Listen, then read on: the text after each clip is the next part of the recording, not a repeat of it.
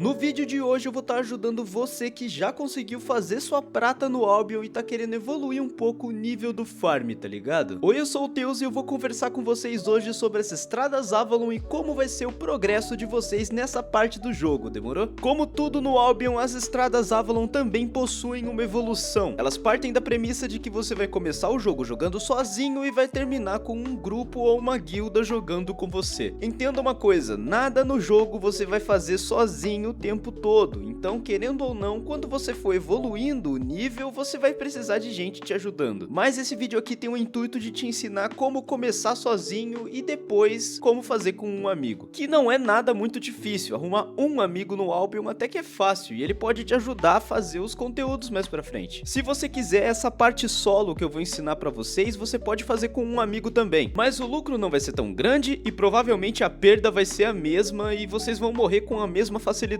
E a dica para vocês começarem nas estradas Avalon é o baú verde. Eu sei que vocês provavelmente já escutaram falar do baú verde várias vezes, mas o que eu vou te mostrar nesse vídeo é que realmente tem como fazer prata com o baú verde. E a prova disso é que eu vou estar gravando do começo ao fim. Lógico que eu vou fazer vários cortes, porque senão o vídeo vai ficar gigantesco, mas eu vou te mostrar que em mais ou menos 3 horinhas ali de gameplay você consegue fazer um lucro até que bom. No vídeo eu tô jogando em 2 dias diferentes, mas é porque no primeiro dia eu tive que ir pro ZVZ e aí no segundo dia eu acordei cedo e resolvi terminar de gravar. Mas eu não mexi no baú e tudo que tá lá dentro veio desse vídeo aí. Então agora é hora de pegar na mãozinha e ensinar o que você vai fazer passo a passo. Primeiro de tudo, você vai estar montando uma build com cajado druídico. O cajado druídico é uma das melhores armas para você jogar solo no jogo. Melhor até que o machado, na minha opinião. E olha que eu sou um jogador assíduo de machado. Eu gosto bastante da gameplay do machado, principalmente porque eu gosto de gank e o machado tem essa facilidade pra gankar. Mas pra fazer conteúdo PvE solo, o cajado druídico é muito safe, mano. Tu quase nunca vai ficar com pouca vida, e se você morrer, tudo bem, acontece, mas vai morrer bem menos do que de machado. Principalmente pra você que tá começando, não tem tanto spec assim no peito, vai tomar mais dano, então ter uma cura ali é muito bom, enquanto o machado depende do roubo de vida praticamente que 100%. E pra tá utilizando essa build com mais eficiência, você vai estar utilizando o segundo Q do cajado druídico e o primeiro W. Nas passivas você vai dar uma alternada. Você pode usar tanto a passiva de cura quanto a passiva de defesa. Durante o vídeo eu vou estar utilizando as duas em momentos diferentes. A passiva de defesa eu geralmente coloco quando eu sinto que tem muito player na área, então eu sinto que eu posso tomar um gank a qualquer momento. Então eu coloco ela para poder deixar ali de salvaguarda. Mas a passiva de cura é muito boa pro PvE e vai te dar muito sustain entre um mob e outro. No capote do erudito você vai estar usando a terceira skill que te dá o shield, e quando você recebe dano você também recebe mana, é muito bom pro sustain da classe. E a passiva dele você vai estar usando a passiva de dano. No peito tu vai estar usando a terceira skill do peito do mercenário para poder regenerar a vida, e a passiva de aumentar seu dano e sua cura, não tem segredo aqui. E nos sapatos você vai estar usando a skill do meio. Eu coloquei o sapato do mercenário porque no próximo vídeo a gente vai estar utilizando ele também, então se você não morrer no processo você economiza com pelo menos um item da build. Ah, e a passiva do sapato também é uma passiva de dano. E por último, mas não menos importante, você vai estar utilizando uma tocha e uma capa normal. E o porquê da tocha eu vou estar te explicando agora. Quando você utiliza o seu segundo Q do cajado druídico, você vai estar deixando uma passiva embaixo do seu inimigo. Essa passiva estaca até 5 vezes e toda vez que você dá um auto-ataque, você consome essa passiva. E quando essa passiva é consumida, você dá mais dano no seu auto-ataque. Então você vai ficar recarregando essa passiva embaixo do alvo e dando auto-ataques nele também. Isso vai aumentar a sua eficiência de dano bastante durante as trocas, tanto no X1 quanto no PvE. Mas durante o PvP você não vai querer ficar parado em alguns momentos para ficar batendo, então você não vai ficar fazendo isso toda hora. Mas sempre que você puder, você vai estar abusando dessa passiva que é muito forte. Nas comidas você vai estar utilizando o porco assado tier 7, que é muito bom, ele regenera muita vida conforme o dano que você dá, e a poção a gente vai estar usando poção de invisibilidade para fugir de gank. Depois que você fizer uma graninha, mais ou menos 70 mil por aí, você pode estar investindo num elmo do guardião e também numa poção de crescimento. A poção de crescimento vai estar te ajudando nas trocas quando você quiser trocar com o cara, você já abriu o perfil dele, já analisou e viu que você quer trocar com ele, e o elmo de guardião você vai estar utilizando principalmente contra Cursed e contra machado. Às vezes você vai encontrar um Fire também e vai utilizar contra ele, mas quase nunca você vai encontrar um Fire andando sozinho, ele vai estar sempre junto com alguém. E o porquê você vai utilizar esse elmo do guardião é bem simples. fortes. Aquele escudo que o elmo do guardião te dá, ele também tira as passivas de dano que você tá recebendo. Ou seja, quando o machado deixa aquele sangramento em volta do seu personagem, se você utilizar o elmo do guardião, você vai estar tirando aquela passiva. E isso, consequentemente, também se aplica ao cajado amaldiçoado. Sabe aquele dano gigantesco que você toma do machado de guerra quando ele joga o machado em você? Ou então quando a bombinha do cajado amaldiçoado explode e você toma metade da sua vida de dano? Isso só acontece porque você tá com o máximo de stacks no seu personagem. Então você utilizar o elmo de guardião exatamente no momento que o cara vai fazer isso é um counter desgraçado. Você acaba com o cara e você vira um counter natural dele e enfrenta ele com muito mais facilidade.